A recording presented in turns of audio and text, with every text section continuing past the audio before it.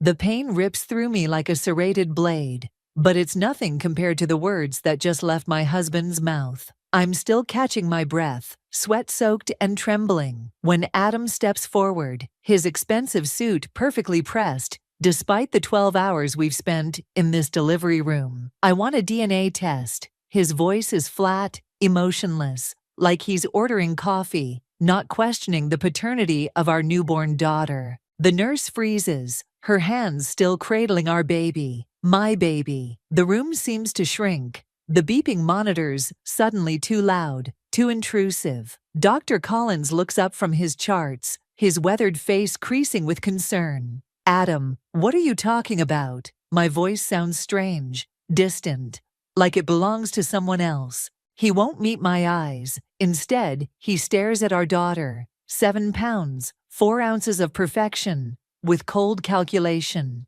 You heard me, McKenna. I want proof she's mine. The accusation hangs in the air like poison gas. 12 years of marriage, reduced to this moment. I want to scream, to throw something, to make him feel even a fraction of the pain shooting through my chest. Instead, I laugh. It's an ugly sound, raw and bitter. Get out. The words taste like metal in my mouth. Get out before I call security. Mrs. Harrison, Dr. Collins starts, but Adam cuts him off. I have every right to be here, and every right to request this test. He pulls out his phone, fingers flying over the screen. My lawyer says, Your lawyer? The words explode from me. You've been talking to your lawyer while I was in labor? A slight flush creeps up his neck, the only sign that he's even capable of shame anymore. I've been preparing for this moment for weeks. Weeks. The word echoes in my head. While I was picking out nursery colors and folding tiny onesies, my husband was planning this ambush. The realization hits me like a physical blow. The nurse, bless her, steps between us. Sir, perhaps we should continue this discussion outside. No. I force myself to sit up straighter, ignoring the protest from my aching body. Let him stay. Let him watch the test. Let him see exactly how wrong he is. Adam's expression doesn't change, but something flickers in his eyes. Disappointment, relief. I can't tell anymore. I used to know every micro-expression, every tell. When did my husband become a stranger? I'll arrange it immediately, Dr. Collins says, his tone carefully neutral. Though I must say, in my 30 years of practice, just do it, Adam snaps. He straightens his tie, a nervous habit I once found endearing. The sooner we know the truth, the better. The truth. As if he has any idea what that word means anymore. I look down at our daughter, my daughter, sleeping peacefully in the bassinet, unaware of the storm brewing around her. Her tiny fingers are curled into fists, her dark hair already showing signs of curl, just like mine. Fine, I say, my voice steady despite the tremor in my hands. Do the test. But when it proves what I already know, don't expect forgiveness. Adam's phone buzzes. He glances at it, and for a split second, his mask slips. Fear? Guilt? Before I can process it, he's heading for the door. I'll be back tomorrow, he says, not looking back. My lawyer will contact you about the arrangements. The door clicks shut behind him, and suddenly I can breathe again. Dr. Collins places a gentle hand on my shoulder. McKenna, I'm so sorry. Don't. I reach for my phone, my fingers already finding Sam's number. My cousin will know what to do. He always does. Just get me the paperwork for the test. And Dr. Collins, make sure it's witnessed, every step. He nods, understanding dawning in his eyes. Of course. I look at my daughter again, memorizing every perfect detail of her face. Whatever game Adam's playing, whatever lies he's telling himself, one thing is certain. He has no idea what he's started. Sam's apartment feels like a sanctuary after 3 days in the hospital. I sink into his weathered leather couch, cradling Emma while Tara bustles around the kitchen, making tea. The familiar scent of old books and coffee grounds helps steady my nerves, but my hands won't stop shaking. He's changed all the locks, I say, watching Sam pace. Change the security codes too. 12 years of marriage, and he locks me out like I'm some kind of criminal. Sam stops pacing, his journalist's notebook already full of scribbled notes. When exactly did things start changing with Adam? Think back carefully. The question hits like a punch to the gut. I close my eyes, trying to pinpoint the moment my marriage began to crack. Maybe 4 months ago. He started working late, missing doctor's appointments, said it was a big merger. The Preston Tech deal? Tara sets down a mug of chamomile tea, her expression troubled. That closed months ago. I look up sharply. How do you know that? Because my sister works in their PR department. Tara exchanges a look with Sam. The deal fell through in March. When Adam started coming home with expensive new suits. When the mysterious business trips began. When he stopped touching me altogether. Here's what doesn't add up, Sam says, tapping his pen against the notebook. Why wait until the baby was born to demand a DNA test? Why not do it during the pregnancy? Because he needed a scene, Tara says quietly. He needed witnesses. The realization hits me like ice water. He's building a case against me. Emma stirs in my arms, and I adjust her blanket automatically. Her tiny face is so peaceful, so trusting, just like I used to be. There's something else, Sam says, hesitating. I made some calls. Adam's been meeting with divorce attorneys since January. When I first told him I was pregnant, when he smiled and hugged me and said everything was perfect. That son of a, I catch myself, looking down at Emma. Why go through with the pregnancy if he was planning this all along? Because of the Harrison family trust, Tara says. Your father-in-law's will had specific conditions about heirs, didn't it? The pieces start falling into place. The trust only pays out if there are legitimate children. My voice sounds hollow, even to my own ears. He needed proof the baby wasn't his to invalidate the claim. Sam's phone buzzes. He glances at it, his expression darkening. Adam just posted on LinkedIn. He's accepted a new position at Grant Technologies. Grant, the name triggers something in my memory. Wait, isn't that the company that tried to buy out Harrison Industries last year? Sam finishes. The same one your father-in-law refused to sell to before he died. A knock at the door makes us all jump. Tara peers through the peephole, then quickly steps back. It's Adam. Don't open it, I whisper, clutching Emma closer. McKenna, Adam's voice carries through the door. I know you're in there. The DNA test is scheduled for tomorrow morning. My lawyer insists you be present. Sam moves toward the door, but I grab his arm. Wait, let him talk. You're making this harder than it needs to be. Adam continues, his tone shifting to something almost gentle. Just come home. We can work this out. I stand up slowly, careful not to wake Emma. Work what out, Adam? The lies? The secret meetings? Or how about the trust fund you're trying to steal? Silence. Then, I don't know what you think you know. I know enough. My voice doesn't shake anymore. I know about Grant Technologies. I know about the divorce lawyers. And soon, I'll know everything else too. Another pause. When he speaks again, all pretense of gentleness is gone. You have no idea what you're dealing with. Neither do you. I look down at our daughter, my daughter, and something hardens inside me. Game on, Adam. His footsteps retreat down the hallway. Sam locks the door, then turns to me. What's the plan? I pull out my phone, scrolling through old contacts until I find the one I need. First, we find out everything we can about Grant Technologies. And then, I press dial. We call in some favors. The phone rings twice before a familiar voice answers. Dr. Collins, I need your help with something. Dr. Collins slides the phone across his desk, his expression grim. These messages were automatically backed up to the cloud account you shared. I thought you should see them. My hands tremble as I pick up the device. The timestamp shows 3:47 a.m., 2 days before I went into labor. Everything's arranged, the message reads. Once the test results come back, she won't have any claim to the trust. Make sure you stick to the plan. The response is from Adam. She suspects nothing. Just keep your father focused on the merger.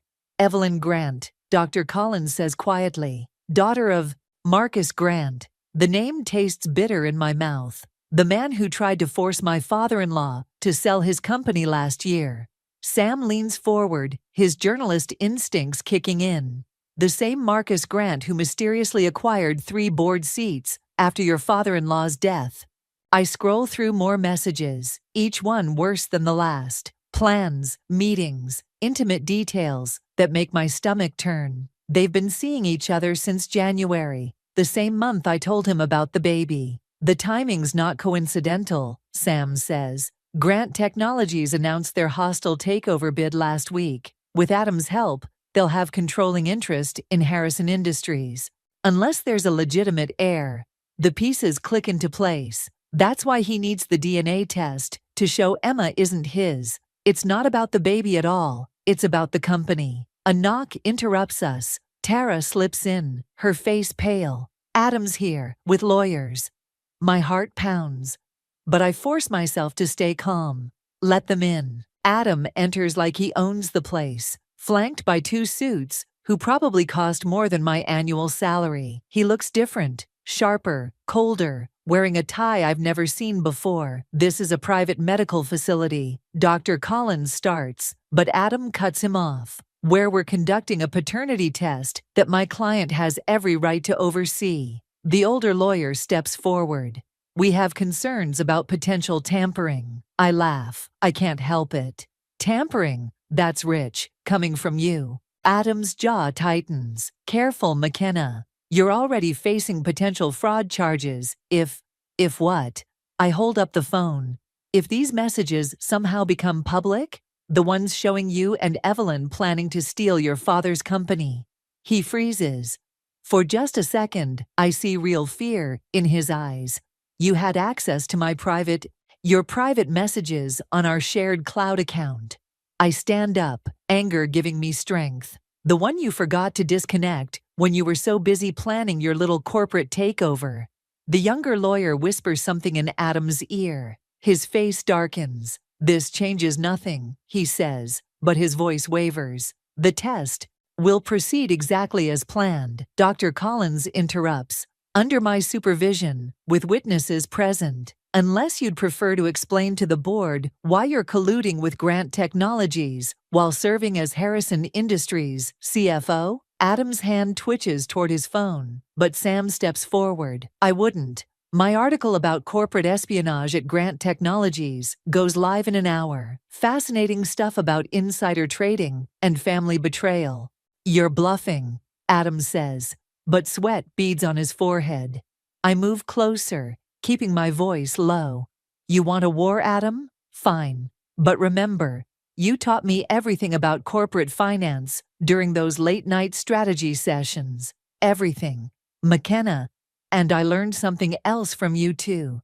I show him the last message he sent Evelyn, the one about love and forever. Always keep receipts. The lawyers exchange glances. The older one clears his throat. Perhaps we should discuss terms. No terms, I say, watching Adam's perfect facade crack. No deals. You wanted to play dirty? Let's play. But remember, you're not just fighting for money anymore. You're fighting for survival. They leave, Adam's shoulders rigid with fury. Sam whistles low. That was just the beginning. I finish, sitting back down, as my legs threaten to give out. Dr. Collins, how long until the test results? 24 hours. He studies me carefully. Are you sure about this? Once we start, I'm sure. I look at the photo on his desk. The one of him with my father-in-law at medical school graduation. He trusted the wrong people. I won't make the same mistake. Sam squeezes my shoulder. What's next? I pull out my own phone, scrolling to a number I never thought I'd use. Next, we talk to Evelyn Grant. It's time she learned what kind of man she's really dealing with. The Grant Technologies lobby gleams with wealth and power, all steel and glass, reaching toward the sky. I adjust Emma's carrier on my arm, feeling small, until I catch my reflection in the polished marble. I'm wearing one of Adam's favorite suits, the one he bought me for board meetings. It fits differently now, But the armor is what matters. Miss Grant is in a meeting. The receptionist says, not bothering to look up. Tell her McKenna Harrison is here. I keep my voice steady. With her fiancé's baby, the clicking of keys stops. Her head snaps up, eyes widening as she takes in Emma's dark curls. So like Adam's. 5 minutes later, I'm sitting across from Evelyn Grant in her corner office. She's younger than I expected, perfectly polished, in a way that speaks of old money and careful breeding. Her engagement ring catches the light. 3 carats, princess cut, just like the one in Adam's browser history. I don't understand, she says, but her hands betray her, twisting a pen until her knuckles go white. Adam never mentioned. A wife? A baby? I gentle Emma's fussing with practiced ease. Funny how those details slip his mind when he's planning corporate takeovers. Her face drains of color. You can't prove. I slide my phone across her desk, screenshots displayed. Actually, I can. The question is, what will your father say when he learns his perfect future son-in-law is still married? That he's using your relationship to manipulate Harrison Industries stock? You're lying. But she's already reading, her perfectly manicured finger scrolling through message after message.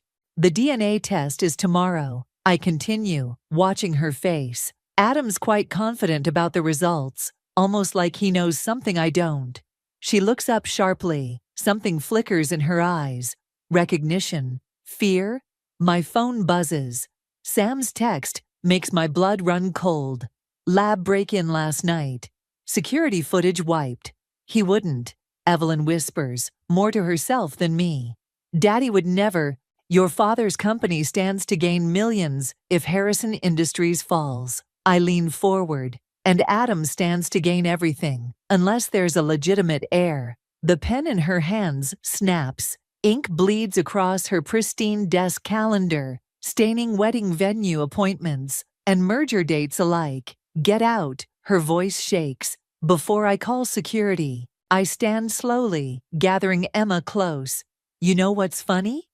He bought me that exact same ring 5 years ago. Promised me the same forever. Even use the same pet names. I said, get out. Check his phone, I say softly. The one he keeps in his gym locker. The one with the real messages. She freezes. How did you?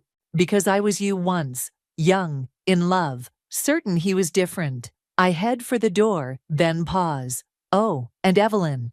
When you confront him, watch his left eyebrow. It twitches when he lies. The elevator doors close on her shattered expression. My hands shake as I text Sam. It's done. Start phase 2. His reply is immediate. Tara's contact at the lab confirmed tampering attempts. Dr. Collins is moving the test to a secure facility. Another message pops up from an unknown number. My heart stops when I open it. Clever girl, Adam writes. But you forgot who taught you how to play chess. Check your Harrison Industries email. You have 1 hour to resign from the board, or those creative accounting fixes you helped me with last year go public. Your move. I stare at the screen, remembering late nights poring over spreadsheets, trusting Adam's guidance, signing documents he swore were routine. My stomach churns as I realize just how long he's been planning this. Emma stirs, her tiny hand catching my finger. In her face, I see my father-in-law's strength, my own determination, and something else. Something Adam never understood about the Harrison legacy. I dial Dr. Collins. How quickly can you access the original audit files from last year? Already done, he replies. And McKenna, I found something interesting in your father-in-law's private records. Something about a contingency plan. For the first time in days, I smile. Tell me everything. The game isn't over, it's just beginning. The secure lab feels like a fortress, all sterile whites and security cameras tracking our every move. Dr. Collins stands at the testing station, his face unreadable as Adam's lawyers hover nearby. Emma sleeps in her carrier, oblivious to the tension crackling through the room. The results will be available in 30 minutes, Dr. Collins announces. All parties will remain present until The door bursts open. Evelyn Grant storms in, her perfect composure shattered, mascara streaking her cheeks. "You bastard!" Adam steps back, his confident mask slipping. "Evelyn, this isn't the gym locker." She hurls her phone at him. It crashes against the wall. "3 other women, and you're still married?" The lawyers exchange alarmed glances. One reaches for his briefcase, but Sam blocks his path. "Nobody leaves," he says quietly. "Not until we hear those results." Adam straightens his tie, a nervous tell I'd forgotten until now. "This is ridiculous. Whatever McKenna told you, she didn't have to tell me anything." Evelyn's voice breaks. "Your friend Marcus was quite helpful once I showed him the real numbers behind the Grant Technologies merger." The color drains from Adam's face. "You didn't. Daddy's on his way." She smiles, bitter and sharp. "With the SEC." My phone vibrates. A message from Tara. "Security footage recovered. Lab break-in suspect identified." I slide the phone to Dr. Collins. He studies the image, then looks at Adam's younger lawyer. The man starts sweating. "Interesting," Dr. Collins says. "Very interesting indeed." Adam's eyes dart between us, calculating. I recognize that look, the one he gets when he's about to sacrifice a piece to save his game. "The accounting irregularities," he says suddenly. "McKenna signed off on all of them. She's just as culpable." "Except for the contingency plan," I interrupt, watching his face. "The one my father-in-law left with Dr. Collins before he died." Adam freezes. "What?" He knew Adam. About the embezzlement, about Grant Technologies. He documented everything. My voice doesn't shake anymore. "Including your attempts to access Emma's trust fund before she was even born." The older lawyer clears his throat. "Mr. Harrison, perhaps we should—" "Shut up." Adam's composure cracks completely. He rounds on me, fists clenched. "You're bluffing. Richard never—" "Your father trusted me," Dr. Collins says quietly. "Not just as his doctor, but as executor of his estate, including the real will." The machine beeps. Test results ready.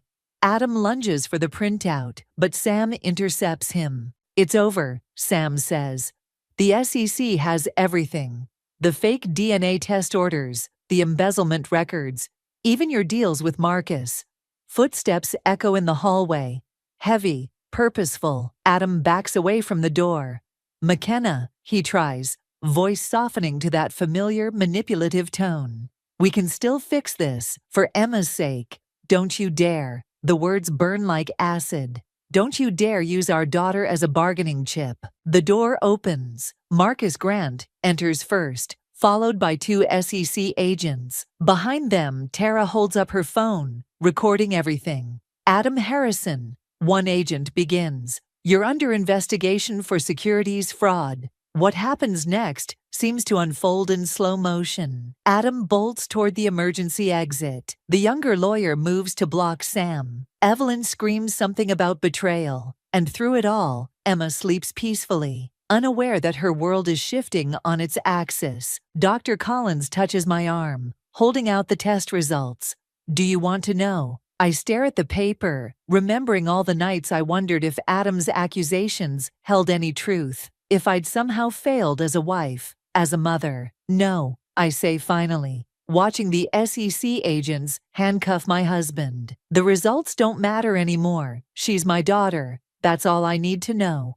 Marcus Grant approaches, his face grave. "Mrs. Harrison, we'll need your testimony." "Tomorrow," I cut in, gathering Emma close. "Right now, I'm taking my daughter home." As we leave, I hear Adam calling my name. Desperate now, finally understanding what he's lost. I don't look back. Some games aren't worth winning. Some victories come not from revenge, but from walking away. Tomorrow will bring lawyers and testimonies and battles for control of Harrison Industries. But tonight, I have everything I need in my arms. The Harrison Industries boardroom feels colder than I remember. Maybe it's the empty chairs. Half the board resigned after the SEC investigation went public. Maybe it's the way Dr. Collins keeps checking his watch, or how Sam won't meet my eyes. The evidence is conclusive, Marcus Grant says, spreading documents across the polished table. The DNA test results were altered before they reached the lab. However, Adam's new lawyer interrupts. My client maintains that Mrs. Harrison was complicit in the financial irregularities. The signature on these documents were forged, I say, but my voice sounds hollow even to me. Can you prove it? The lawyer slides more papers forward. Because these trading records show otherwise. Your personal account received substantial transfers during the period in question. My hands shake as I recognize the account numbers. Our joint account, the one Adam insisted I stop monitoring because he had it handled. Sam stands abruptly. This is ridiculous. McKenna was on maternity leave when she authorized these transactions. The lawyer's smile is shark-like. The timestamps say otherwise. Dr. Collins clears his throat. The contingency plan has been compromised. Marcus Grant's words fall like stones.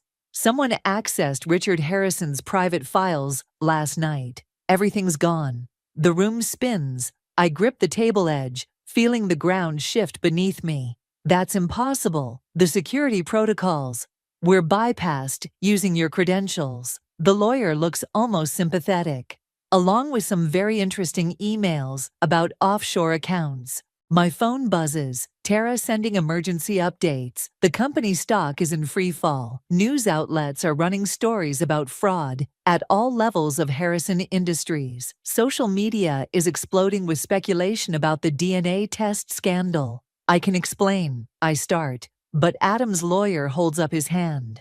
Save it for the SEC hearing. He stands, straightening his papers. In the meantime, the board has called for an emergency vote of no confidence. Given the circumstances, you can't. The words scrape my throat. This company was my father-in-law's life work. He trusted me to... Trust? Adam's voice makes me flinch. He stands in the doorway, immaculate, despite his house arrest ankle monitor. Like I trusted you not to go behind my back to Evelyn. Don't you dare. The board needs stability, he continues smoothly. Someone with clean hands to weather this storm. Fortunately, my agreement with the SEC includes full cooperation in exchange for a reduced sentence. The pieces click into place, the compromised files, the forged signatures, the carefully constructed paper trail leading straight to me. You're going to pin everything on me. The realization tastes like ash. The fraud, the cover-up, all of it. His left eyebrow twitches. The tell I warned Evelyn about. You did this to yourself, McKenna. If you'd just played along? I stand so quickly my chair topples. While you stole my daughter's inheritance. While you destroyed everything Richard built? Your daughter. His smile turns cruel. About that. The original DNA test results were quite interesting. The room goes silent. Sam moves toward Adam, but security guards step between them. You're lying, I whisper. But doubt creeps in like poison. All those late nights at the office, the mysterious business trips, the way he never wanted to discuss baby names or nursery colors. Am I? He pulls out his phone, showing a lab report I've never seen. Want to explain these genetic markers? Dr. Collins starts to speak, but Adam's lawyer cuts him off. My client is prepared to file for full custody, given the circumstances. The court tends to frown on fraud and embezzlement when determining fitness for parenthood. The world narrows to a pinpoint. I see Emma's face, her tiny fingers, her dark curls. I hear her midnight cries and morning giggles. I feel the weight of her in my arms. The only thing that's felt real since this nightmare began. The board votes in an hour, Adam says softly. Resign now, sign over your shares, and maybe we can arrange supervised visitation. Sam grabs my arm as I sway. McKenna, don't, but I'm already reaching for the resignation letter, my vision blurring. Sometimes surrender isn't about giving up. Sometimes it's about buying time to find another way to fight. Dr. Collins' office feels different at midnight. Shadows creep across his father's medical degrees, and the steady hum of backup generators masks our footsteps. Sam keeps watch at the door while Tara works her magic on the computer. "Found it," she whispers. "The original server backup. Adam's people missed it during the purge." My hands shake as I insert the flash drive Richard Harrison gave me years ago. His insurance policy that I never thought I'd need. "How long?" 10 minutes to decrypt. Tara's fingers fly across the keyboard. "If your father-in-law's passwords still work?" The door crashes open. Adam stands there, flanked by 2 security guards. His ankle monitor blinks accusingly in the darkness. "I knew you'd try something desperate." He steps inside, straightening his cuffs. "But breaking and entering, that's going to look terrible in the custody hearing." Sam moves between us. "How did you find you?" Adam's smile doesn't reach his eyes. "Dr. Collins isn't as loyal as you thought. Everyone has a price." "Like Evelyn's price?" The words taste bitter. Or was she just another stepping stone? His composure cracks just for a second. "You don't understand what's at stake." 7 minutes. Tara murmurs behind me. Adam's eyes narrow. "Whatever you're trying to recover, it won't matter. The board votes tomorrow morning. Your resignation is already processed." "Funny thing about resignations," I say, watching the progress bar crawl. "They're not valid if signed under duress, or if the person demanding them is committing fraud." He laughs, but there's an edge of uncertainty. "You can't prove anything." 5 minutes. Tara says. Adam signals the guards. "Shut it down, now." "Wait." I step forward, playing my last card. "The real DNA results. Show them to me. We've been through this. Show me, or I forward everything we find to the SEC. Every email, every transaction, every meeting with Marcus Grant." His left eyebrow twitches. "You're bluffing." 3 minutes, Tara announces. The guards move toward the computer. Sam tenses, ready to intervene. "She's yours." Adam's words freeze everyone in place. "The DNA test, the real one, it proves she's yours. I altered the results because I needed leverage. The admission should hurt, but all I feel is clarity. You never wanted her anyway, did you? She was just another asset to control." 2 minutes. Adam's facade finally cracks. "You think this is about a baby. This is about power, control. Everything Richard promised me when he made me CFO. He promised you a legacy," I say quietly. "Not a kingdom to steal." 1 minute. Adam lunges for the computer. Sam intercepts him as Tara shields the screen. In the chaos, something falls from Adam's pocket. A phone I've never seen before. I grab it, finding the messages instantly. Conversations with Marcus Grant. Plans to strip Harrison Industries for parts. And something else. Emails from Dr. Collins. "It's done," Tara says triumphantly. "Everything's decrypted." Adam goes still. "You don't want to open that file." "But I already am." Richard Harrison's voice fills the room. A video confession recorded days before his death. He names names, details, schemes, and reveals one final twist. "The company was never yours to steal," I tell Adam, understanding, at last. "Richard changed his will before he died. He left controlling interest to Emma." "Impossible," but Adam's voice shakes. "She wasn't even born?" I show him the date on the will. "He knew, Adam, about everything. The affairs, the fraud, the deals with Grant Technologies. This whole time, you've been playing exactly the game he expected." Police sirens wail in the distance. Adam's face contorts with fury. "You think you've won? I still have the board, the evidence, your signed confession." "Check your phone," Sam says quietly. "The real one you just dropped." Adam's eyes widen as messages flood in. The SEC reopening their investigation. Marcus Grant cutting deals to save himself. Evelyn's father withdrawing all support. And Dr. Collins sending one final message. I kept my promise, Richard. Your granddaughter's legacy is safe. The police burst in as Adam crumples, his empire of lies collapsing around him. But I'm already walking away, thinking of Emma sleeping peacefully at home. Some victories aren't about winning. They're about protecting what matters most. The Harrison Industries boardroom still holds echoes of last night's chaos. Police tape crosses the doorway, and evidence markers dot the conference table, where Adam's empire finally crumbled. Dr. Collins hands me a leather portfolio, Richard Harrison's personal files.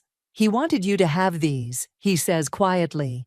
When the time was right, inside, beneath years of financial records and corporate strategies, I find a letter. The paper is aged, the ink faded, but Richard's decisive handwriting remains clear. My dear McKenna, by now you'll understand why I chose you to protect Emma's inheritance. Not because you're Adam's wife, but because you see what he never could. That legacy isn't measured in stock prices or merger deals. It's built in moments of choice, in decisions to protect rather than destroy. Emma fusses in her carrier. I adjust her blanket, catching a glimpse of my reflection in the darkened windows. I look different somehow. Stronger, maybe, or just more certain. Sam appears in the doorway. The SEC wants to review the video testimony again, and Evelyn Grant is here. I expect anger when Evelyn enters, but her eyes hold only exhaustion. The board approved the dissolution of the merger attempt, she says. Daddy's stepping down.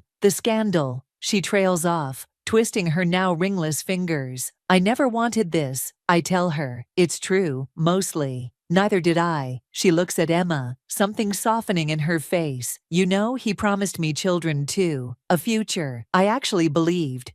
I know. Because I did too, once. Dr. Collins clears his throat. The new board members are waiting. They'll need direction regarding the company's future. I think of Richard's letter, of choices and legacies. Tell them we're restructuring, starting with the charity foundation, doubling the funding for single-parent support programs. Tara smiles from her spot by the computer, already drafting the press release. A commotion outside draws our attention. Through the glass walls, I see Adam being escorted out by federal agents, his perfect suit wrinkled, his mask of confidence finally shattered. He catches my eye, starts to speak. I turn away. Some conversations aren't worth having. There's something else, Dr. Collins says, producing another envelope. Your father-in-law left specific instructions about Emma's trust. It's not just money, it's a challenge grant. Every dollar has to be matched by community investment projects. I laugh, understanding at last. He made sure the legacy couldn't be stolen. It has to be earned. Speaking of earning, Sam interjects, the investigative piece just went live. Corporate corruption and the price of truth. Though personally, I think karma in the boardroom had a better ring to it. No more karma, I decide, watching Emma drift to sleep. No more revenge either, just forward motion. Dr. Collins raises an eyebrow. And Adam? Will face justice through proper channels. I close Richard's portfolio. I'm done playing his games. Evelyn stands to leave, pausing at the door. For what it's worth, I think Richard chose well, not just for the company, but for her. She nods toward Emma. After she's gone, I walk to Richard's old office. His nameplate still hangs on the door, though soon it will read Harrison Industries, Trust Management. Inside, his presence lingers in every carefully chosen detail. I find one last note, tucked into his desk calendar, dated the day he died. Remember, power isn't in knowing when to fight, it's in knowing when to stop. Emma wakes, demanding attention with her father's determination, but, thankfully, none of his calculation. I lift her, breathing in that perfect baby scent. Ready to go home? Sam asks from the doorway. Not home, I correct him, gathering our things. Forward. Outside, reporters wait with questions about scandal and redemption. Tomorrow will bring lawyers and restructuring plans and 1,000 decisions about Emma's future. But right now, in this moment of quiet victory, I understand what Richard knew all along. Sometimes the greatest revenge isn't in destroying what others built, but in building something better from the ashes they left behind.